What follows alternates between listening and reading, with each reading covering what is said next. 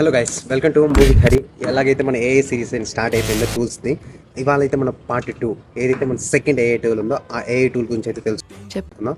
ఈ రోజు ఉన్నటువంటి ఏఐ టూల్ వచ్చేసి napkin.ai.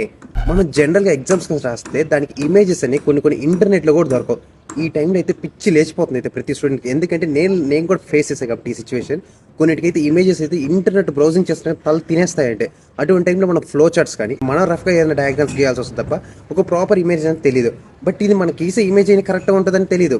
దానికోసమే ఈరోజు తీసుకొచ్చిన టూల్. అందుకోసమే ఫోటోగ్రాఫిక్ ఇమేజెస్ అయితే మనం జనరేట్ చేయొచ్చు ఈ యొక్క ఏఐ టూల్ అయితే.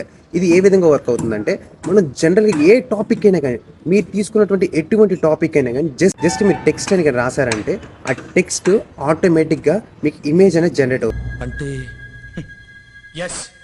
ఈ ప్రాసెస్ ఎలా ఉంటుందో చూద్దాం. ఫస్ట్ మీరు డిస్క్రిప్షన్లో కానీ లేదంటే క్యాప్షన్లో ఇచ్చినటువంటి లింక్ అయితే తీసుకొని వెళ్ళి మీ బ్రౌజర్లో ఓపెన్ చేయండి. బ్రౌజర్లో ఓపెన్ చేసిన తర్వాత ఫస్ట్ మీకు అక్కడ కానొస్తున్నటువంటి లింక్ ఏదైతే ఇప్పుడు మీకు బ్రౌజర్లో స్క్రీన్ మీద కానొస్తుందో ఆ లింక్ని ఓపెన్ చేసుకెళ్ళి ఫ్రీ రిజిస్ట్రేషన్ అయిపోయింది.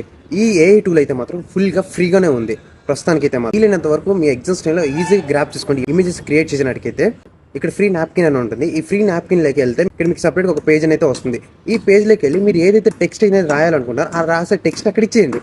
అంతే, ఈజీగా ఇమేజెస్ అనేవి జనరేట్ అయిపోతాయి. సో మీకు డిఫరెంట్ టైప్స్ ఉంటాయి. మళ్ళీ ఈచ్ టైప్ని డిఫరెంట్ టైప్స్లో మీరు యానిమేషన్గా కూడా క్రియేట్ చేసుకోవచ్చు.